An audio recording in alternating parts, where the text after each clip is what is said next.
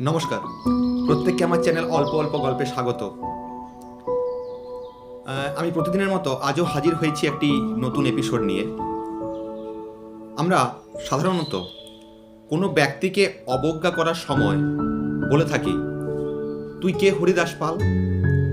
এখন প্রশ্ন হলো যে পৃথিবীতে এত নাম থাকতে হরিদাস পাল কেন? জানা যায় 1876 সালে হুগলি জেলার রিসরার এক দরিদ্র পরিবারে হরিদাস পালের জন্ম হয়।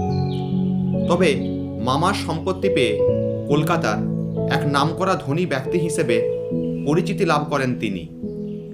হরিদাস পাল ছিলেন অত্যন্ত সৎ ও দয়ালু মনের মানুষ।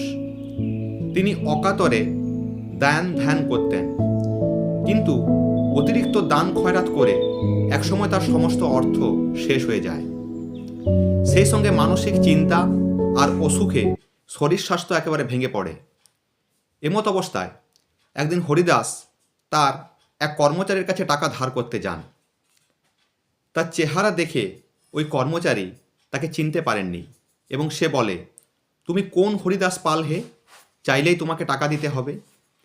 আর এখান থেকেই কে তুই হরিদাস পাল প্রবাদের জন্ম। 1934 সালে হরিদাস মাত্র 58 বছর বয়সে কিডনির অসুখে মারা যান।